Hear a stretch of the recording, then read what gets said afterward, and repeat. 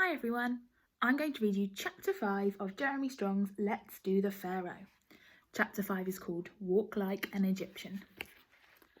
The Lightspeed household was in chaos as everyone struggled to get changed in time to make it to the face of the future competition. Mr. Lightspeed got in the way of Carrie. Carrie got in the way of Cenopod. He got in the way of Ben. And, to make matters worse, the cats got in the way of everybody. "I've nothing to wear," wailed the Pharaoh.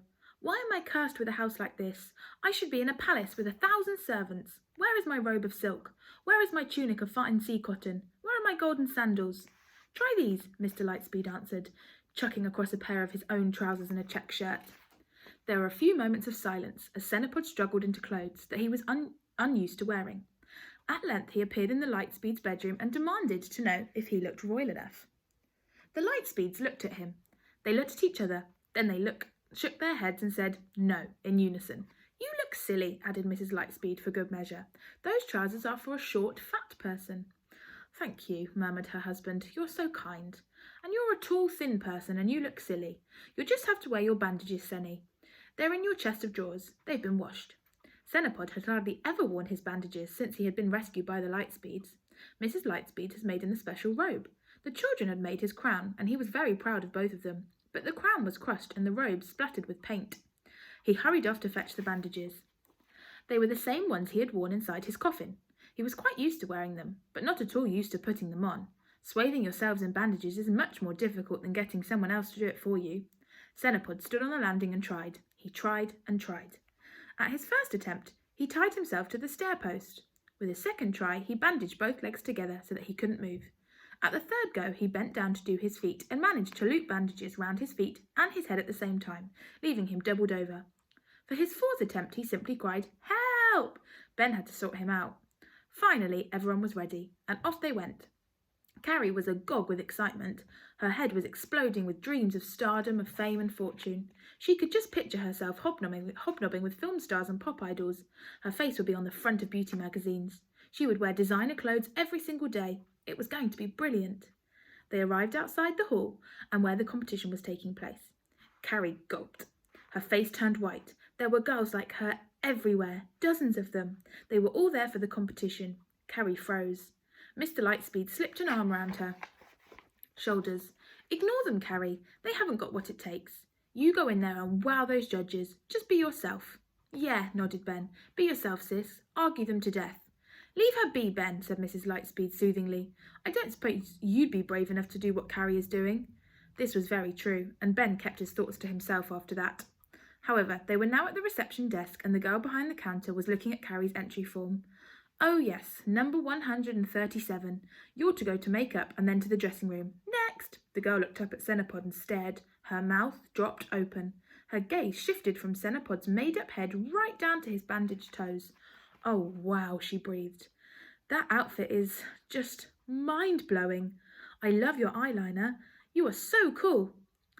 "Hot is the new cool," Cenopod said stiffly. I know, and you are hot, and so cool. Have you got your entry form?" Mr. Lightspeed pushed forward. "It's okay, he's with us. He's not taking part." "But he must," the girl insisted.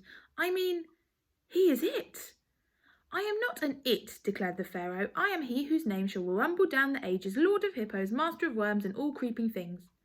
The girl behind the desk was giggling. "Wow," she bubbled, "you are something." "I thought you said I was it," Cenopod pointed out. "How can I be it if I'm something?" The girl wasn't listening. She had called over a woman dressed in extraordinary clothes. Her hair was dyed red, orange, green, black and purple. It had been backcombed until it seemed her scalp was exploding. She had a thin beak of a nose and scarlet gash for a mouth. The girl introduced her. "This is Tamara Salata." Carrie almost died on the spot. "Tamara Salata," she squeaked. "The top fashion designer? Darling, you're so kind." "Yes, I am the top fashion designer and also one of the judges. One of the most important judges. No, the most important judge." Tamara studied Cenopod from top to toe. "You are the most exotic, gorgeous human being I have ever seen. You are a work of art, monsieur. Your sense of fashion is sublime, exquisite. Your clothes are simply not of this world." "Too right," muttered Ben. "They're bandages from an ancient Egyptian coffin, you daft bat." "Shh," hissed Mrs. Lightspeed. But it didn't matter, because Tamara was far too busy admiring Cenopod anyway. She insisted that he go with her. "Darling, we must get you into makeup." The Pharaoh perked up. He liked make-up. "The handmaidens will see to your face and so on." Tamara leant towards Xenopod and whispered in his ear, "I always call them the handmaidens. The whole business of fashion is just so decadent, don't you think? Then it'll be straight on to the catwalk. Darling, you are going to be a star." And before the Lightspeeds could register what was happening, both Carrie and Xenopod had been whisked away to be prepared for the face of the future.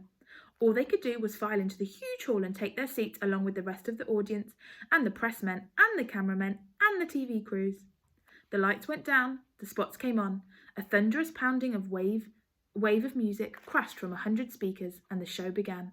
One after another, the would-be models came tripping down the catwalk, wearing incredible costumes that looked as if they had come from outer space. "Where would you wear something like that?" Mrs. Lightspeed kept asking. "I wouldn't," said Mr. Lightspeed. "It's for ladies. Shall I buy you one?" And then Carrie appeared, along with Xenopod. Carrie had been stuck inside what looked like a pair of jeans and a matching denim jacket, except she was also wearing a ballet dancer's pink tutu round her waist and a miniature version of the same thing on each wrist. As for Xenopod, he hadn't changed at all. He was trailing his bandages and walking along as if he'd just escaped from some horror film. However, his face was a bit different, because he had been thoroughly made up, and his face was now in full glorious colour. As they reached the catwalk, the music suddenly changed, and the two of them began to dance. It was not the kind of dance that anyone in the audience had seen before, apart from Ben. It was the dance that Xenopod had taught Carrie only a few days earlier. They came up the catwalk, bit by bit, slowly twisting their bodies into weird angular shapes, making their head do that curious pecking moment, and it was mesmerising. The audience went wild. They began to clap, they cheered, they got to their feet and stamped and whooped and yelled themselves silly. This was it. This was something. This was the new hot, cold and lukewarm all at once. Amazing. That costume the man had on was breathtaking. So simple, so stark, so bandagey. Flashbulbs popped. Video cams whirred. Microphones were thrust towards the catwalk. Tamara Salata flounced onto the stage and began curtsying and bowing and blowing kisses in every direction. "Everyone thinks she created Senny's costume," muttered Mrs. Lightspeed. "It's only his old bandages. I had to wash those filthy things." She tried to shout out and tell everyone, but the roar of the crowd drowned her. Xenopod was a knockout. He was whisked away to be photographed and interviewed and asked billions of questions, while the Lightspeed stays in their seats, feeling more and more fed up, especially Carrie. "I don't believe it. Senny's won the competition," she said. "How did that happen? He's not a girl. He didn't even enter. They wanted a girl and they've chosen him. He's not even handsome. He's 4,500 years old. It's not fair, it really isn't." And Carrie was right. It wasn't fair, but at least it hadn't been Xenopod's fault. He didn't really have any idea what was going on. He was delighted with the handmaidens. He was overwhelmed by the roar of the crowd. It was just like the ancient days, so long ago. The people had liked his dance, and quite right too. It was the royal dance of the Pharaoh, and they had to like it. If they didn't, he'd thrown them to the crocodiles. All Xenopod needed now was his palace and his bath of us's milk, and it would be just like being back in ancient Egypt. Little did he know that the palace might be arriving sooner than he thought. I hope you enjoyed Chapter 5. Stay tuned for Chapter 6 tomorrow.